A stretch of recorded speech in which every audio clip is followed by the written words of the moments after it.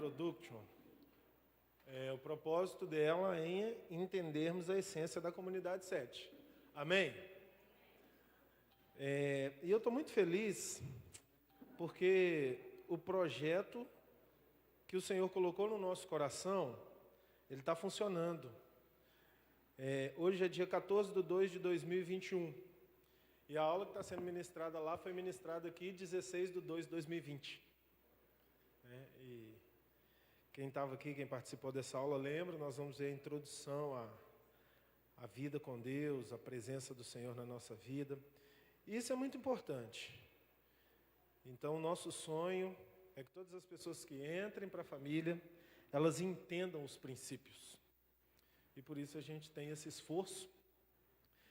E orem, e encorajem as pessoas que estão chegando na igreja, estudar a palavra, escola bíblica, é um desafio, sempre foi um desafio, porque foi Jesus quem disse, o meu povo erra, não conhecendo as Escrituras nem o poder de Deus. Então, conhecer as Escrituras é algo que Deus quer que todos os filhos dele tenham, conheçam. E desde que o Senhor nos chamou, nos deu o desígnio de fundarmos a comunidade 7, uma coisa que Ele colocou no meu coração foi o encargo de compartilhar o conhecimento. E a gente não tem reservas para isso. E eu quero que vocês absorvam isso, aprendam, e daqui a pouco vocês também estejam ensinando, como já temos aqui a diaconisa Vanilda, que é professora, a diaconisa Eliette, que é professora, vai começar, e muito mais que Deus desperte nas nossas vidas. Amém? Glória a Deus. Vamos orar. Pai Celestial, nós te agradecemos por essa oportunidade de estudarmos a sua palavra, de mergulharmos no conceito, nos princípios do Senhor, e que a sua essência, ela esteja fortalecida no nosso coração, no nosso interior, na nossa vida. Repreendemos, meu Deus, toda fortaleza das trevas que se levanta contra o ensino da Tua Palavra, e que o nosso psicológico esteja liberado para receber do Senhor a porção que o Senhor tem para nós nessa tarde. Em nome de Jesus, amém. Chegar para cá? Tá joia. Vai ter o microfone das perguntas? Porque o pessoal que está acompanhando online está a diaconisa Vanilda, inclusive, essa semana acompanhou online. Falou, mas eu não ouvi a pergunta, depois eu não entendi a resposta. Então, vamos lá. Bom, nós fizemos a introdução da introdução na história da igreja semana passada. Esse tema que nós estamos estudando é um tema 100% histórico.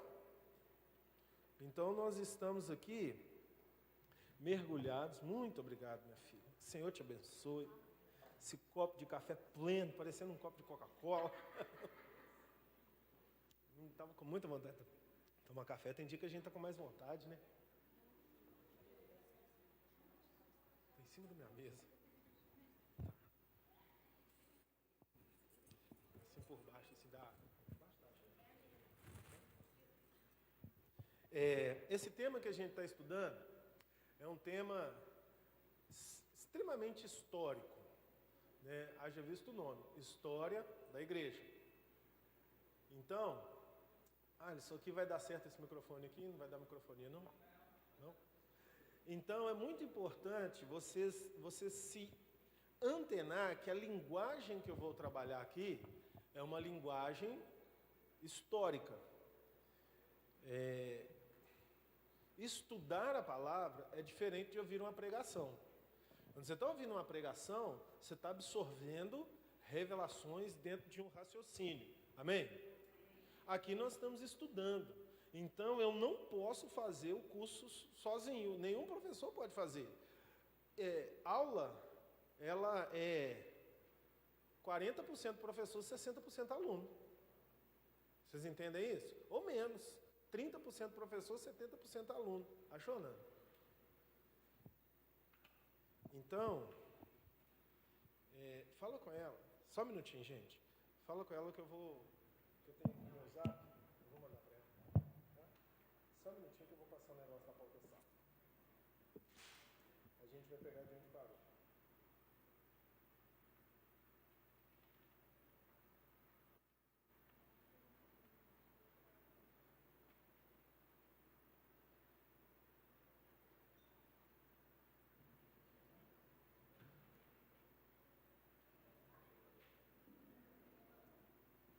Então, vocês precisam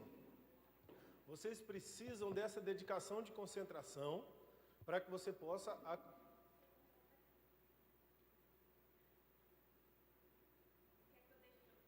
Quero. Peraí que eu vou mandar para o seu. Você está com a internet aí? Vocês precisam fazer esse exercício, esse esforço para concentrar, para aprender, para ler. Porque sem leitura não tem aprendizado. Viu? E se você fizer isso, a sua absorção do conteúdo, do conhecimento vai ser assim, muito melhor. Então, vocês assumem esse compromisso comigo? Vamos estudar mesmo, de verdade? Não precisa de muito. Se você pegar aí 10 minutos por dia, 20 minutos, 6 páginas, você lê essa apostila aqui toda, dessa introdução. Então, nós estamos, como eu expliquei semana passada, nós vamos caminhando assim bem devagar para entender o conceito, tá bom? Então, nós vimos semana passada o que é história, definições básicas, e paramos aqui no meio da definição de história da igreja. Foi o último ponto que paramos semana passada. Esse que está na tela aqui. Então, nós vamos pegar a partir dele hoje. Tendo dúvidas, não economizem em perguntar. Estou aqui para esclarecer e responder para vocês. A minha ideia é que a gente não corra com esse conteúdo, para que a gente possa entender ele assim, bem mesmo. Tá bom? Vocês estão aqui, gente? Então tá. Vamos ler de novo o texto de Gálatas 4, 4 a 7?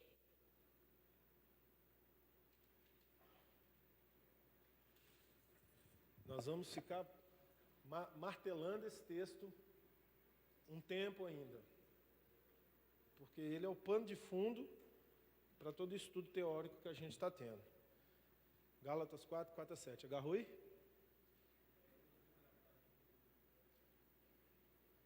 Se alguém está com a Bíblia aí, lê para mim, por favor. Alto e bom som. Gálatas 4, 4 a 7. Espera aí. Pode ler, pode ler. De 4 a 7. 4, 4 a 7. Vindo, porém, a plenitude do tempo, Deus enviou seu Filho, nascido de mulher, nascido sob a lei, para resgatar os que estavam sob a lei, a fim de que recebêssemos a adoração de filhos. E, porque vós sois filhos, enviou Deus ao nosso coração o Espírito de seu Filho, que chama Abba Pai, de sorte que já não és escravo, porém filho, sendo filho, também herdeiro por Deus. Deus enviou o seu Espírito ao nosso Espírito, pelo meio do qual clamamos Abba Pai. E se nós temos o Filho, nós somos com Ele, co-herdeiros de Deus. O que isso significa? Nós somos responsáveis pela igreja. Amém?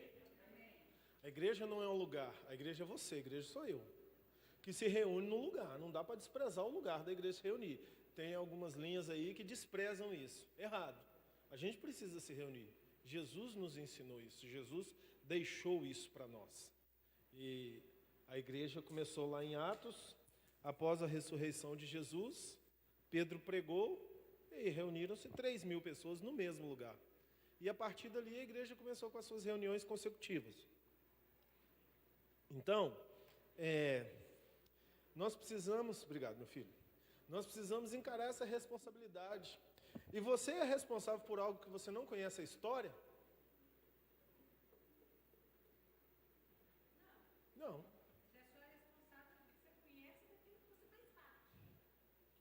Exatamente. Quando vocês quiserem falar, levanta a mãozinha. O Miranda. Ah, não, o Miranda é lá do RS Lages. Aqui é o Gilberto. Vai levar. Deixa o microfone aí com o pessoal, Gilberto. Você não precisava ficar andando, senão você vai terminar a aula, você fez 10 km de caminhada. Então, aquilo que você conhece faz parte. Mas fazer parte, você faz parte a partir do momento que você conhece. Entende? Uma experiência minha. Eu me mudei para Vila Velha e a primeira coisa que eu procurei conhecer foi a história de Vila Velha. E depois que eu conheci a história de Vila Velha, eu me apaixonei mais ainda pela cidade. Eu já gostava, eu me apaixonei mais ainda. Hoje eu amo. Conhecer a história. Vocês conhecem a história de Vila Velha? Vocês sabem como que Vila Velha começou? Sabem? Sabe por que o pessoal de Vila Velha é chamado de Canela Verde? Sabem, sim ou não? Não, eu sei que ninguém sabe. Ali perto da prainha, ali onde tem ali a Câmara dos Vereadores, tem aquele negócio de peixe ali, aquilo ali não tinha nada. Aquilo ali era mar e algas. Foi aterrado. Então, a única saída de Vila Velha para ir para a Ilha de Vitória era por ali. Tinham as canoas que atravessavam ali, porque o espaço de travessia ali é menor do que lá perto da segunda ponte da rodoviária. Então o pessoal atravessava ali para ir trabalhar. Muita dificuldade. Nós estamos falando de 450 anos atrás. Então as pessoas metiam o pé nas algas e pegavam a canoa para atravessar para a Ilha de Vitória, que é onde estava o tutu. E aí, quando eles chegavam para trabalhar, a perna deles estava cheia de algas. Por isso são chamados de canela verde. Entende? São fatos da história. Um fato sobre a história de Vila Velha que é importante até a gente sempre que lembrar, orar, quando Vasco Coutinho encostou com a caravela aí na prainha, que foi ele, né, que descobriu, iniciou Vila Velha. Ele veio na caravela dele, ele tinha um amante dentro da caravela, e a mulher dele descobriu o amante dele dentro da caravela. E ela chegou aqui invocada, injuriada. Aí, quando eles desceram e começaram a entrar ali para dentro, ela urinou ali perto ali depois que passou ali da Câmara dos Vereadores, aquele pedacinho ali, entrando ali, ela fez xixi e falou que essa terra seja uma terra maldita, que aqui não haja trabalho para o trabalhador, que aqui não haja pão para comer, que essa terra seja uma terra infeliz. Largou a maldição na terra. Então, a terra não fez nada com ela. Por quê? Era a terra de Vasco Coutinho, o marido dela. Ela estava invocada com o marido dela. Então, são fatos históricos que a gente vai descobrindo e começa a fazer parte do lugar. E por que eu estou falando isso para vocês? Porque nós somos parte da igreja de Jesus. E a igreja de Jesus, ela é espiritual, mas ela também é humana. E a história humana vai nos apontar muitas situações, boas e ruins. Nós não estamos aqui com a proposta de estudar o lado bom da igreja. E a igreja, ela é algo muito amplo e de muitas formas de interpretação, onde muitos erraram e muitos acertaram. Então, nós vamos ver imparcialmente isso e vamos entender. E claro que quando nós detectarmos os absurdos, aí eu vou pontuar com a visão correta. Beleza?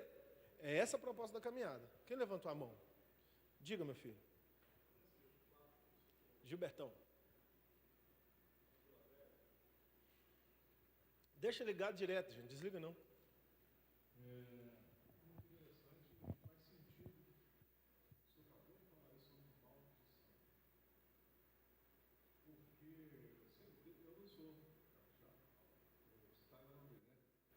Mas desde que eu cheguei aqui, eu sempre percebi essa diferença, esse negócio diferente aqui em Vila Velha, em relação aos outros municípios.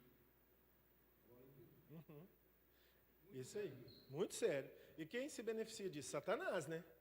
Porque a mulher de Vasco Coutinho não tinha poder nenhum, mas os demônios que já queriam colocar um peso numa terra maravilhosa dessa, gente, Vila Velha foi cidade dormitório centenas e centenas de anos. Vocês que são daqui sabem disso, é ou não é? Agora que o desenvolvimento está chegando, graças a Deus está chegando, mas ainda está chegando de uma forma muito desequilibrada, porque a gente vê desenvolvimento nas 4, 5 quadras da praia, um desenvolvimento absurdo com prédios que não tem nem São Paulo. Mas aí você anda um pouquinho, você vê rua sem pavimentar. Falta de equilíbrio, né? E isso é um fator que a gente que tem a visão espiritual deve orar, porque a nossa cidade é uma cidade maravilhosa. Amém? Então vamos lá, não vou me prender muito não, senão eu fico aqui. O último ponto que nós estudamos foi definição em definições, foi definição da história da igreja. E eu li isso aqui na aula, a última coisa que eu li na aula passada, e eu vou ler, entrando efetivamente no conteúdo, a frase do Cairns, Early Cairns. Define a história da igreja como o relato interpretado da origem, progresso, vai colocar aqui na tela, Alisson. Origem, progresso, impacto do cristianismo sobre a sociedade humana. Então, de onde nasceu? Como se desenvolveu? E o impacto. É isso que nós vamos caminhar nesse estudo. Sobre a sociedade humana. Um fato muito preponderante é que a história da igreja define a história da humanidade. Vocês lembram que nós falamos isso na aula passada, amém? Para que foi inventada a primeira prensa? Eu falei isso na aula passada, né? Como foi o nome do cara que inventou a primeira imprensa? Aí eu vou pegar vocês, né? Johannes Gutenberg. Quem falou? Parabéns, Gilbertão! Johannes Gutenberg. Onde está essa prensa? Parabéns, Alice. São Paulo, no Museu da Bíblia, da Sociedade Bíblica do Brasil, aqui. Se você tiver oportunidade, quando for em São Paulo, vai lá no Museu da Sociedade Bíblica do Brasil, fica lá no Alphaville, perto de Osasco. Muito facinho de chegar lá. Faça isso.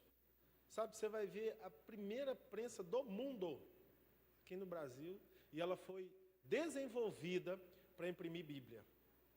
Agora, a partir da impressão da Bíblia, quanta coisa mudou na história da humanidade com o papel impresso, né, gente?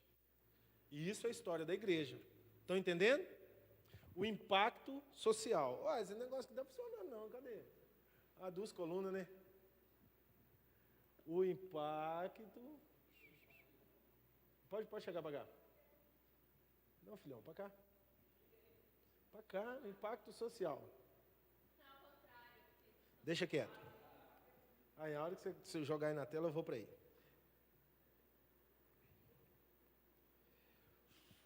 O impacto do cristianismo sobre a sociedade humana, baseado em dados organizados, reunidos pelo método científico, a partir de fontes arqueológicas, documentais e vivas.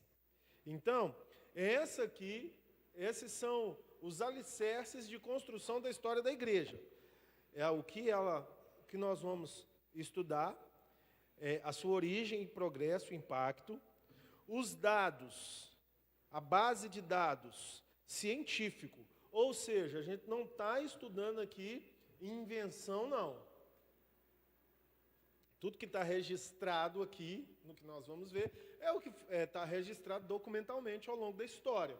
Então, é um conteúdo confiável. E esse conteúdo ele tem fontes arqueológicas. O que são fontes arqueológicas? Achados.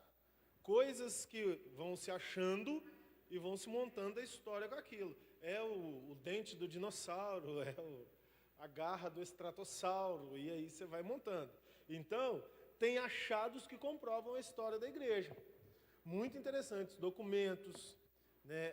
Recentemente acharam lá em Israel uma pedra com uma declaração maravilhosa de amor a Yeshua, Jesus, o homem de Nazaré. Então, achados comprovam existências, ok? Arqueológicos e fontes documentais.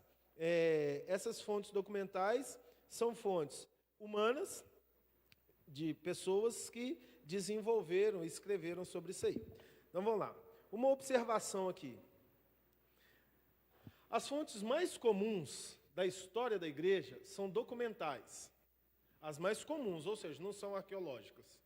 São documentos, que podem ser de dois tipos, primários e secundários. Fonte primária são documentos produzidos pelos próprios personagens e movimento da história. Então, são os textos bíblicos. Por exemplo, a carta de 1 Pedro foi produzida por quem? Foi produzido por quem? A carta de 1 Pedro? Por Pedro. Pedro é o que da história da igreja? Um personagem. Então, o documento que ele produziu é uma fonte primária. Mas, elas não precisam ser antigas. Às vezes, são bastante recentes. Por quê? A história da igreja acabou em Pedro? O que nós estamos fazendo aqui hoje é a história da igreja. Nós somos uma fonte primária. Nós estamos continuando a história. Está dando para entender? Aí tem aqui, as fontes primárias não precisam ser antigas. Não, pulei não.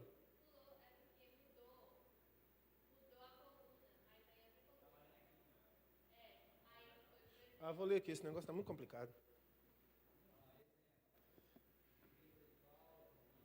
Epístola de Paulo aos Romanos. Tá. Fontes primárias, documentos produzidos pelos próprios personagens. Deu exemplo de Pedro. Agora, Epístola de Paulo aos Romanos. Quem escreveu Romanos? Paulo. Então, ela é uma fonte de história da igreja. Então, a história da igreja você estuda na Bíblia. Na própria Bíblia, você está estudando a história da igreja. Só que a história da igreja bíblica, ela termina na terceira carta de João. 1º, 2º, 3º João. E aí depois entra no Apocalipse a revelação. Então, a história da igreja na Bíblia, ela é interrompida ali. Dali até hoje, são fontes secundárias. O que são as fontes secundárias? São fontes produzidas pelos movimentos da história. Então, alguns movimentos da história. Por exemplo, a Didaquê. Didaquê, quem já ouviu falar essa palavrinha? Didaquê. Ninguém nunca ouviu falar essa palavra? Então, você vai ouvir, com interesse de estudar a história da igreja, você vai falar da Didaquê. A Didaquê é a instrução dos 12 apóstolos, ou doutrina dos 12 apóstolos, em um escrito do século I, que trata do catecismo cristão. É constituído por 16 capítulos. Apesar de ser uma obra pequena, é uma obra extremamente importante. Ou seja, gente, o Didaquê é um documento da história que não está na Bíblia, mas ela foi produzido pelos 12 apóstolos. Então, eles se reuniram e produziram uma obra. E aí, quando a gente ouve essa palavra, catecismo cristão, a gente pensa de coisa de igreja católica, né? Mas o catecismo é a formatação do pensamento. A igreja católica, ela pegou o termo, e historicamente ele foi estabelecido dentro daquela igreja. E aí, a gente tem um probleminha com isso, porque alguns termos da igreja católica, a gente quase endemoniza eles, né? Mas não, gente, é só termo. É só termo. O catecismo é a formação do pensamento. Então, os apóstolos pegaram fizeram esse escrito e trabalharam ele para que a igreja e as pessoas que foram desenvolvendo a igreja logo após a morte deles, tinham um manual de como funcionar ou de ser cristão. Ok? Esse é o exemplo de documento primário. Sim, documento primário. Depois nós temos um outro aqui que é o credo niceno. O que é o credo niceno? Vamos lá. O credo niceno é uma profissão de fé adotada da reunião que houve na cidade Nicanum, na profissão da fé, com 318 bispos que participaram do primeiro concílio de Nicéia. Então, ele é um documento que foi feito agora por 318 bispos. Quem são esses bispos? São homens que começaram a se dedicar ao evangelho, pastores que começaram a levantar congregações a partir dos ensinamentos bíblicos. E aí eles produziram esse material, que foi o Credo Niceno, ou seja, nós acreditamos que Jesus Cristo morreu para perdão dos pecados. Nós acreditamos que Jesus Cristo instituiu a ceia, o seu corpo foi partido, o seu sangue derramado. Tudo isso entrou em textos bíblicos. Mas lembrem-se que nós temos a Bíblia hoje. Mas até a Bíblia estar pronta, e nessa época a Bíblia não estava pronta, tinham os textos soltos. Então, Lucas escreveu a história de Atos dos Apóstolos, os acontecimentos da igreja. Mas isso estava na mão de quem? Um foi falando para o outro. Paulo escreveu suas cartas aos Romanos, aos Filipenses, aos Tessalonicenses, aos Gálatas. Estava na mão de quem? Na mão do pastor da igreja de Gálatas, dos Filipenses. Mas aqui já estão 300 anos depois. E esse material ainda estava todo desmembrado. E aí, acreditar em quê? E aí, esses bispos agora, eles fazem lá na cidade de Nicéia, no concílio, numa reunião, num ajuntamento, e eles informam, não, nós acreditamos nisso.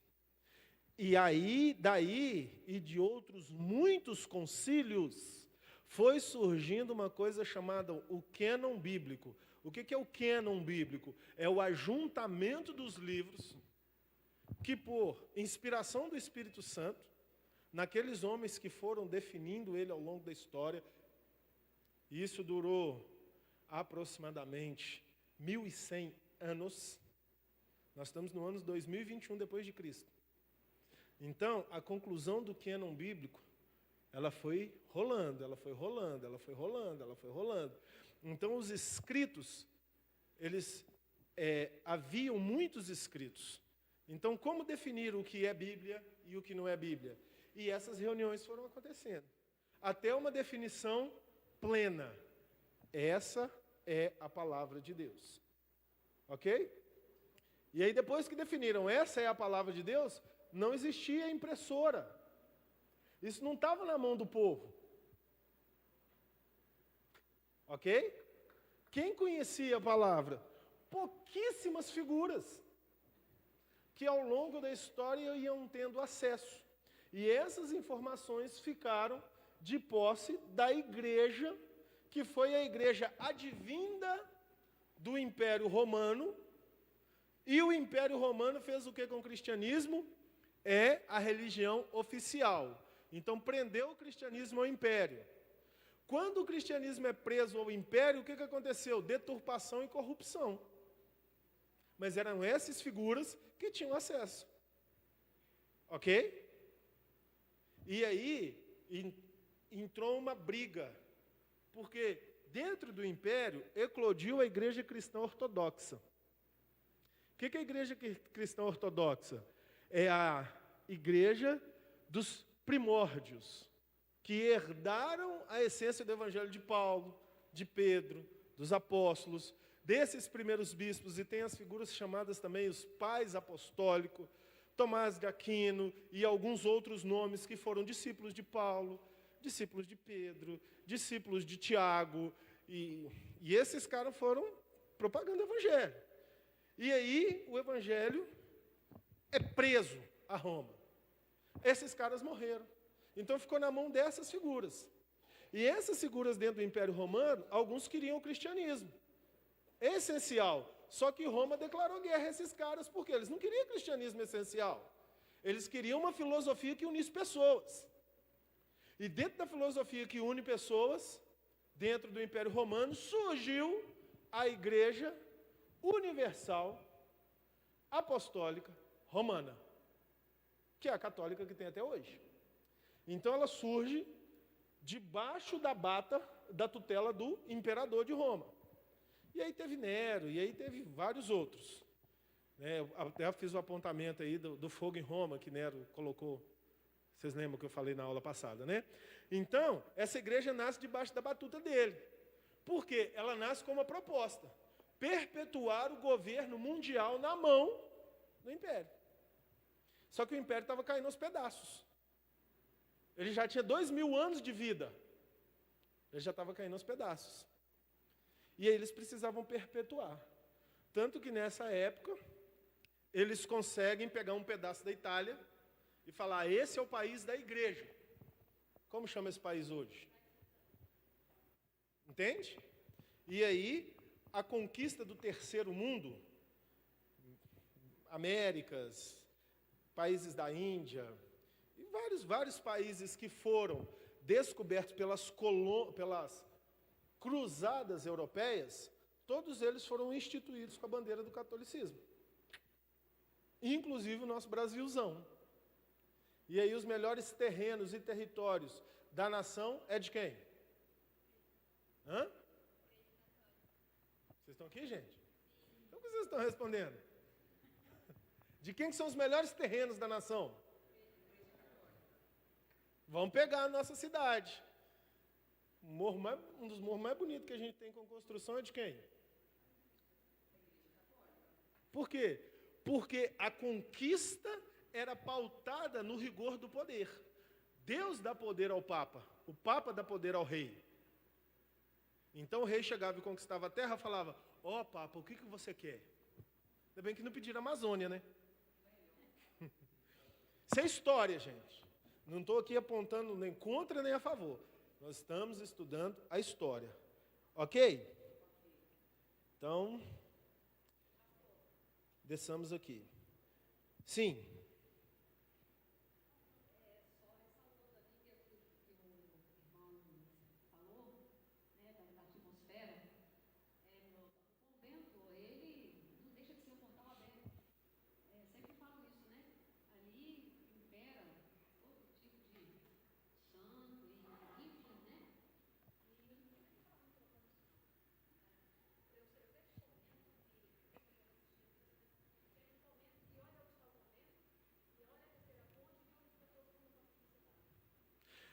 Essas são abordagens extremamente pertinentes e verdadeiras, espirituais.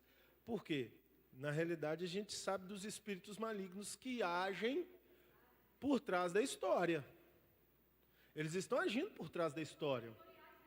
Sim, eles estão agindo por trás da história. E o grande negócio dos espíritos malignos é que ninguém saiba da existência deles. Então, o que Satanás sempre quis fazer? Religiosijar o cristianismo.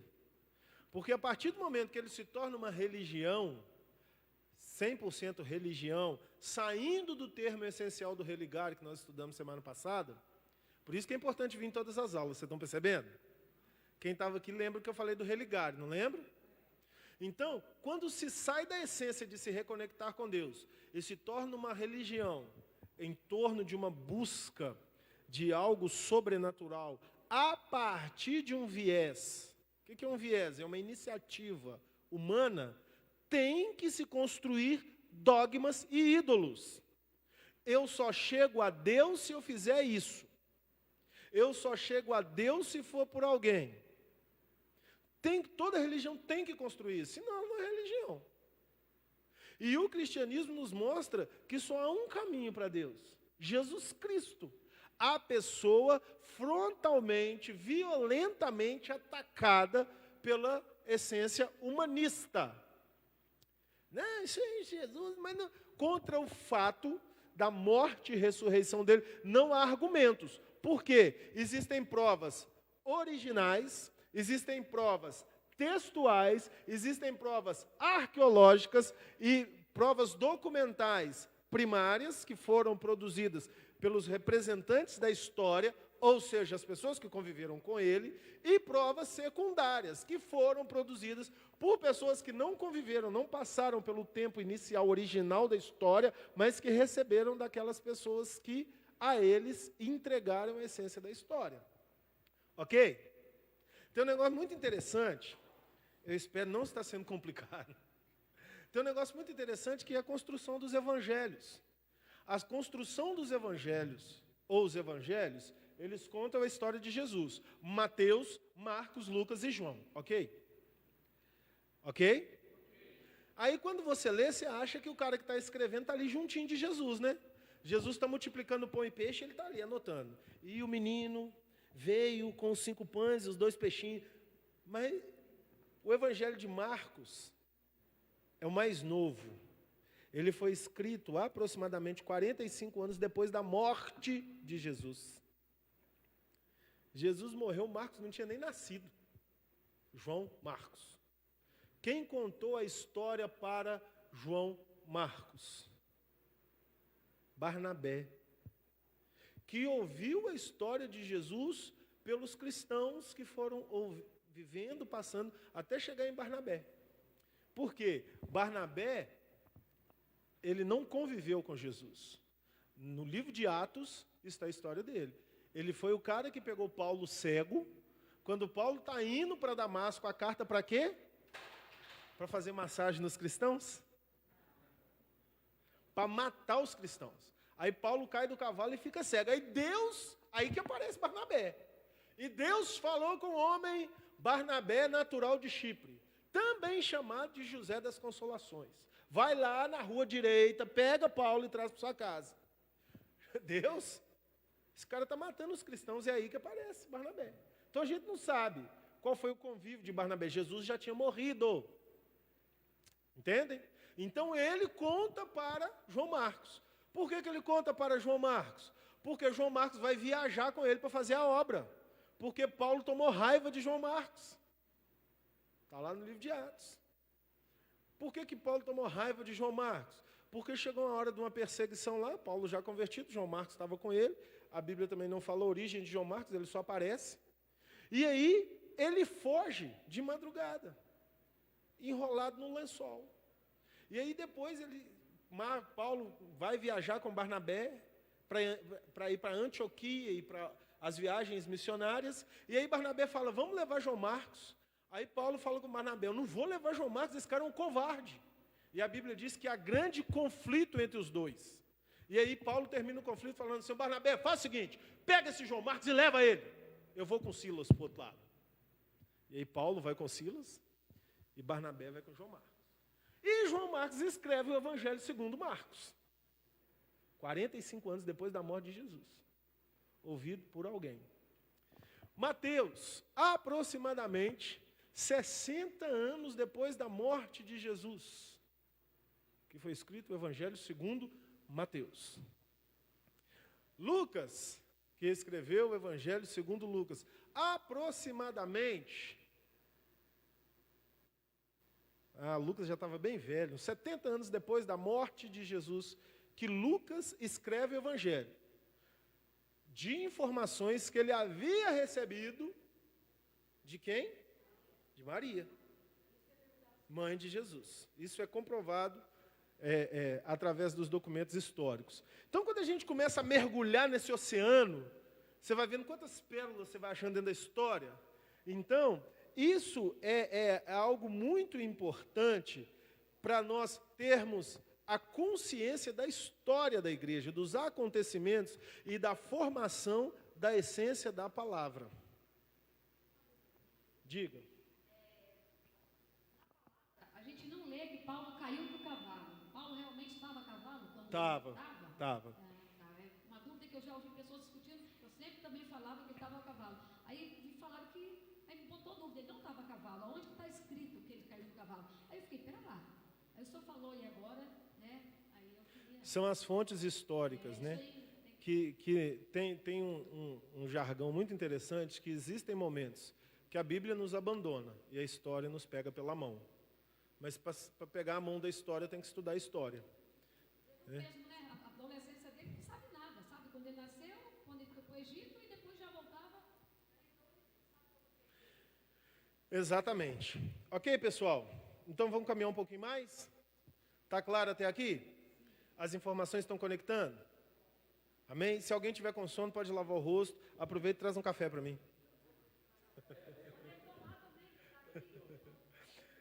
Assim, a história da igreja implica em uma determinada filosofia da história. Está comigo aí, Alice? Estou no 2. Assim, a história da igreja... Nós temos que dar um jeito desse negócio aí. Semana passada funcionou. Implica em uma filosofia da história. O que é filosofia, gente? Vamos definir aqui. Filosofia. Se vocês quiserem anotar, podem anotar.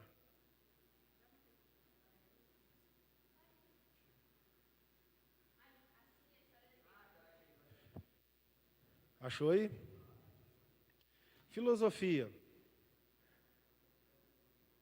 Filosofia significa philos, do grego, sofia. Sofia todo mundo sabe o que é, não sabe? Sabedoria. A palavra sofia, sabedoria. Philos, amantes, amigos. No grego existem diversas formas de definir a palavra amor. Vou falar 3 para vocês. Philos, ágape, eros. Philos, ou filéu, é um amor condicionado a uma circunstância. O amor de um amigo por outro amigo, o amor de um pai por um filho, condicionado a uma circunstância. Amor eros é o amor condicionado ao prazer do corpo. O amor de um homem por uma mulher. Vamos parar por aí, porque nós sabemos que os desdobramentos pós-modernos vão muito longe, né? Mas um amor que tem aquele negocinho. Química. Eros. Ágape, o amor incondicional. O amor de Deus pela humanidade. Definiu? Então a palavra filosofia, as palavras gregas, elas sempre são conectadas. Por exemplo, nós estamos estudando a história da igreja. O termo técnico para a história da igreja é eclesiologia. Eclesia, igreja. Falei na aula passada o que é eclesia, não falei? Logia, estudo. Odontologia, uma palavra grega. Odonto, dente, boca. Logia, estudo. Pneumatologia, pulmão, respiração, logia, estudo disso. Sempre que você vê uma palavra assim, pode saber que é uma palavra grega. Ok? Filosofia, filos, aqueles que têm um amor interessado. Saber, na sabedoria. Então, a filosofia é uma matéria que propõe estudar continuamente, onde o estudo é mais importante que a conclusão. Isso não está na apostila não, tá? Depois, se você quiser, eu te pego o pendrive aqui, põe na minha orelha e tiro aqui. Então, filosofia é o estudo do saber. Por isso que eu dei esses exemplos para vocês. Para definir, a filosofia, ela não está interessada em concluir nada. O cara que chega para você e diz assim, eu sou filósofo, e segundo a filosofia isso é isso, ele não é filósofo. Filósofo não está interessado no fim, ele está interessado no processo. Ok? Ok? Ou seja, a filosofia é um mergulho no oceano profundo, que você nunca vai descobrir nada, mas você sempre vai saber de direções. Entende? E a história da igreja, ela implica em uma filosofia da história. Nós estamos procurando saber, escondido nas entrelinhas dos acontecimentos da história. O que conclui ou concretiza? Conclui não é a palavra, concretiza. Obrigado, Léo. O que concretiza o estudo da história da igreja? Presta atenção na colocação. O que faz o estudo da história ser concreto? A revelação através da palavra. Ok? Através da palavra de Deus. Só o Espírito Santo pode completar a revelação. Então, estudar a história da igreja sem ler a Bíblia e receber revelação do Espírito Santo através da palavra, faz de você um historiador maravilhoso, que pode ter uma vida muito longe do Jesus da história. Ok? Entendem isso?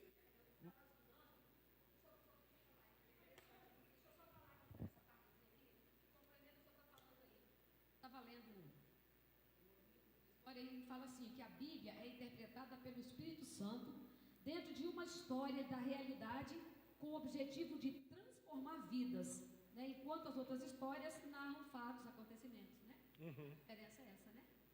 A Bíblia, ela foi interpretada pelo Espírito Santo dentro de uma história de realidade, de transformar vidas. Isso aí, você anotou aí na apostila?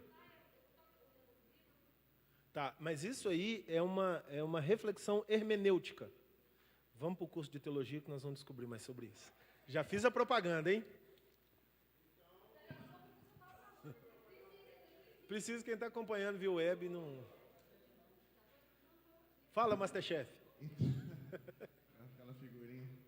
Então, a gente entende que o Espírito Santo conduziu, então, Marcos, Mateus e Lucas a escrever a história. Porque senão a história ia se perder. Porque João escreveu lá na ilha de Pátmos, bem depois. Sim. Porque os discípulos não se levantaram para escrever. Né? Então, Certíssimo. a gente entende que o Espírito Santo conduziu essas pessoas a ter esse conhecimento. Registrar a história. Para nós. Registrar. Isso aí. Imagina daqui a 50 anos, será que os nossos netos, meus netos, seus filhos ou netos dos mais aqui, será que eles conhecerão esses primeiros anos da Comunidade 7? Alguém precisa ser levantado para escrever isso. Estão entendendo? Hoje em dia a gente tem o YouTube, né? Quem sabe daqui a 50 anos ele ainda tem com os cultos todos registrados lá, né? Uma boa, hein? Gostei da ideia. Mas deixa eu só falar um apontamento aqui, que eu não entrei muito nisso que o Edu falou, por causa do tempo, mas a abordagem do diácono Eduardo foi muito importante. Uma das grandes provas da veracidade bíblica são os 4 evangelhos. Porque vocês viram que na aula passada nós falamos sobre uma das definições de história, que é a sintonia dos acontecimentos contados por pontos de vista diferentes. E no caso dos evangelhos, em épocas diferentes. Marcos escreve 45 depois de Cristo, Mateus 65 ou 70 depois de Cristo, Lucas quase 80 depois de Cristo, João 95 anos depois de Cristo. Mas não é depois da morte não, tá, gente? É depois do nascimento. OK? Cristo viveu 33 anos. Então, quem escreveu 45 depois de Cristo, escreveu 12 depois da morte. Tá ok? Porque eu não falei isso no começo, talvez vocês... Porque às vezes a gente dá umas informações assim, que para a gente já é uma coisa, mas para quem está chegando agora no universo... Ok? Beleza? Diga, Alice. Eu tenho uma dúvida, tipo assim, eu não duvido, eu tenho certeza absoluta que a Bíblia é linda, ela é apaixonante, maravilhosa, enfim, eu poderia ficar aqui falando vários minutos, mas a minha dúvida é tipo assim, porque tem a Bíblia, que é a Bíblia que as pessoas católicas leem, que tem aqueles outros livros lá, que eu nem sei os nomes. Apócrifos. Tá. Esses apócrifos. Como a gente sabe, assim, mas não que eu ache que não é, eu tenho certeza, eu só quero a explicação, tipo, que essa Bíblia que a gente lê é a Bíblia certa, é a Bíblia, assim, convicta de que é uma coisa realmente que veio de Deus, e que a outra não é aquela que a gente, tipo, deve se alimentar. Você entende o que eu quero dizer? Eu entendo. Isso aí não é uma coisa que dá para te responder com 5 minutos, porque a palavra de Deus, com 66 livros que estão na nossa mão, que é propriedade dos direitos autorais da Sociedade Bíblica do Brasil no Brasil hoje, ela é fruto de muito sangue derramado de santos e santas, homens e mulheres de Deus, que ao longo de centenas e centenas de anos foram trabalhando exaustivamente contra centenas e centenas de outros livros que queriam entrar nesse compêndio. Então, o que comprova a veracidade é a essência fundamental de cada um dos 66 livros, com revelação do Espírito Santo. E esse é formado o cânon bíblico. Tanto que isso é uma unanimidade mundial pela história teológica. E os livros apócrifos dentro de outros universos bíblicos, um deles é o que a católica apostólica romana usa, é comprovada a inveracidade de vários livros que estão lá, por coisas que tem dentro dos livros. O Velho Testamento nós temos 39 livros, mas sabe quantos escritos hebraicos e judaicos tinham no universo teológico, 3º, 4º século após a morte de Jesus? 1.600. Mas quando a gente lê a palavra de Gênesis e Apocalipse, ela é uma coisa só, não é? Então, a veracidade é a história documental dos cânones. Aí, para a gente estudar o cânon bíblico, a gente precisaria de uma matéria só para isso. Mas deu para panoramicamente pegar, não deu? Sim ou não? Beleza. Vamos lá. Então, agora eu vou dar uma aceleradinha para a gente concluir hoje. A história da igreja é uma filosofia da história. Para os cristãos convictos, a história tem um sentido dado por Deus. Essa história é linear, tem um princípio e um fim, sobre a direção providente e soberana do Senhor da história. Primeiro, autor a articular uma filosofia cristã da história foi Agostinho. Falei dele semana passada, lembram? Ele viveu 354 a 430 depois de Cristo. Então, Agostinho viveu aí quase 80 anos. Em sua magnífica obra, De Civitate Dei, a Cidade de Deus, no ano 410 depois de Cristo, os visígodos saquearam Roma. Os pagãos alegaram que essa tragédia ocorreu porque os romanos haviam abandonado a antiga religião dos deuses e abraçado o cristianismo. A pedido de um amigo, Agostinho dispôs-se a rebater essas acusações, e isso resultou na obra referida. Para ele, a história consiste na interação de duas sociedades antagônicas, a cidade de Deus e a cidade da terra. A primeira consiste de todos os seres humanos e celestiais que estão unidos no seu amor a Deus e buscam somente a sua glória. A cidade terrena é composta dos seres que amam somente a si mesmos e buscam somente a sua própria glória. O curso da história humana dirige-se para a cruz e, a partir da cruz, a graça que dela flui opera dentro da igreja cristã, o corpo visível de Cristo. Fortalecidos pela graça divina, os cristãos colocam-se do lado de Deus no conflito contra o mal, até que a história alcance a sua consumação no retorno de Cristo. Só a síntese da De Civitate Dei já nos dá o entendimento da essência da igreja. É ou não é? É ou não é? Vocês prestaram atenção na leitura? Então, por isso que eu fiz questão de colocar essa síntese aí da obra dele. Agostinho é um cara que está lá 300 anos depois de Jesus, vivendo uma época que não tinha a Bíblia junta.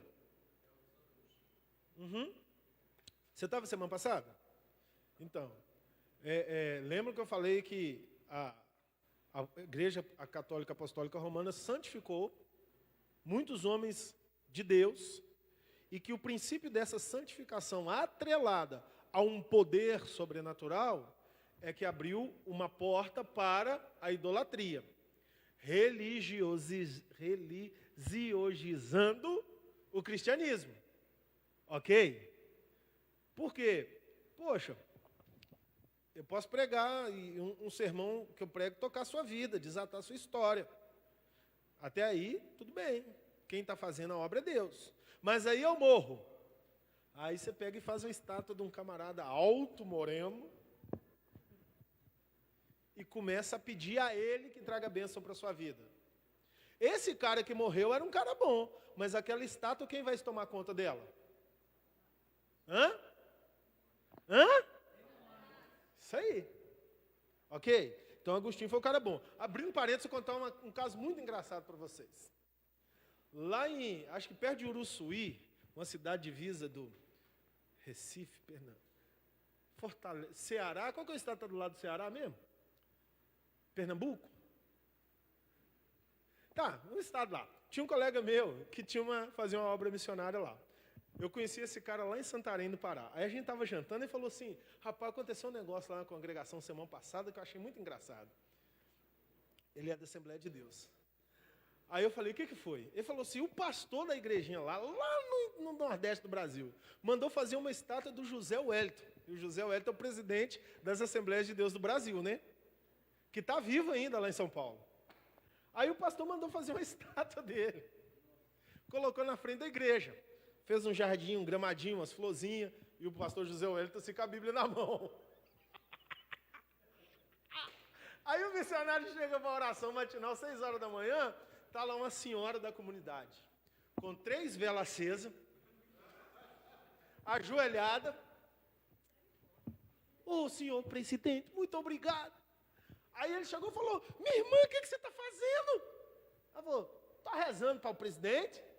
Falou assim, minha irmã, não faça isso, isso é idolatria. Ela disse, ih, homem, meu menino estava com não sei o que no estômago, eu vim aqui e orei para esse presidente aqui, meu menino está bom lá, deixe-me fazer a prece para o presidente. Nós estamos num país onde a cultura popular, principalmente nas regiões carentes, é muito baixa. Aí o cara vai e coloca a estátua do presidente na Assembleia de Deus. Amanhã fez uma reza para o presidente, o menino foi curado. Estão vendo aonde que chega? Isso tem 2 anos, 3 anos, foi 2017 que ele me contou isso.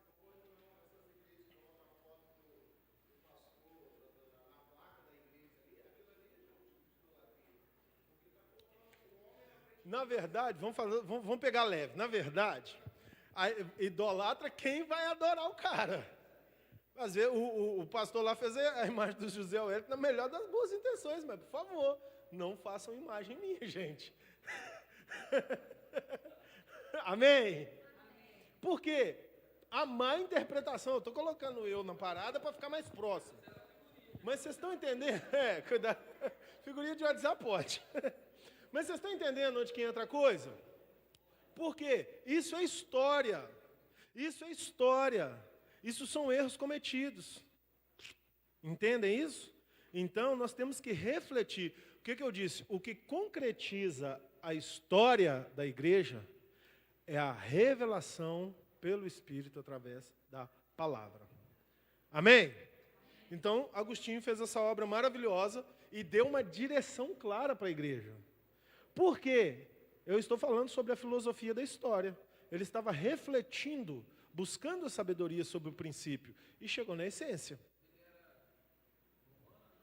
Agostinho, ele era italiano. Roma, naquela época, já tinha caído aos pedaços. Entendeu? Católico.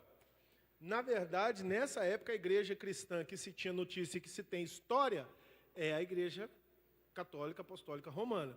Mas a gente sabe que existiam outras correntes que, ao longo da história, foram sendo apagadas. Então, sobrou em documentos e estudos a igreja católica apostólica romana. Mas tem muitas informações, universo vasto. Bom, vamos parar por aqui. Eu vou só ler aqui um último tópico. Importante. Além desse aspecto bíblico-teológico, a história da igreja tem um valor prático, como fonte de informações sobre uma infinidade de assuntos que não encontramos em outros lugares. Todas as mudanças que têm ocorrido na igreja ao longo do tempo, nas áreas administrativa, doutrinária, litúrgica e devocional, são estudadas na história da igreja, bem como um grande número de instituições, movimentos e subdivisões do cristianismo. A história da igreja nos fala sobre métodos missionários, estilos de pregação, hermenêutica e interpretação bíblica, atitudes para com o dinheiro e os bens materiais, prática de beneficência, relações da igreja com o Estado e com a sociedade. Ela ajuda-nos a entender como surgiram os grupos cristãos atuais com suas características distintivas. Deu para entender? Existem muitas formas diferentes da igreja, permitidas pela palavra. Esse negócio de guerras denominacionais, eu estou certo, você está errado, isso é perda de tempo. A gente tem que olhar para a história, reter o que é bom, lançar fora o que é ruim, e seguir na linha que Deus tem nos direcionado para seguir. Vai ter muita coisa na história. Eu vi um post aí esses dias, que às vezes as coisas me incomodam. Um pastor, um cara assim que eu acho legal, tem muitas ideias boas, ele escreveu: antes da gente celebrar a queda do carnaval, nós temos que falar do comércio das igrejas, e começou a meter um pau num monte de igreja. Olha, tudo que eu não conheço o fundamento, se eu olhar de fora, eu posso dar algum juízo. Eu tenho que refletir à luz da palavra.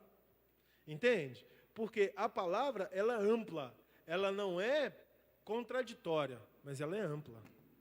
Existem igrejas que acreditam e que acham legal colocar um menorá com os 7 Espíritos de Deus ali na plataforma.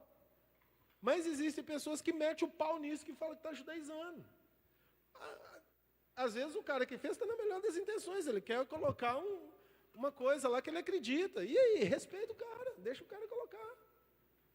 Agora, tem outros que não acham interessante. Qual o problema de não colocar?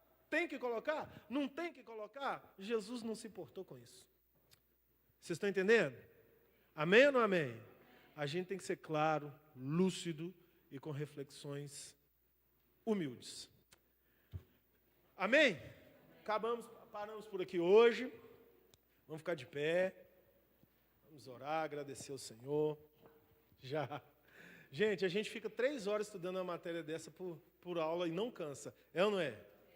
Porque a gente vai mergulhando, mas eu quero que vocês consigam acompanhar. Por isso eu tenho insistido com vocês. Leiam, leiam, leiam, leiam, porque lendo vocês vão crescer muito. Amém? Da aula? Não dá, eu gostaria. Mas não dá. Não dá. Vamos orar. Pai Celestial, eu te agradeço por essa aula. Deus, que tudo que refletimos aqui penetre nos nossos corações, porque somos responsáveis pela igreja, pela continuação da história, pela filosofia saudável que se concretiza na palavra. Repreendemos toda oposição de Satanás contra o ensino do Senhor nas nossas vidas nesse tempo. Te agradeço pela honra que cada aluno e aluna deu de estar aqui nessa classe hoje. Que avancemos e fluamos em nome de Jesus. Amém. Vamos aplaudir o Senhor. Aleluia. E vem aí o curso de Teologia Leadership. Em breve, mais informações.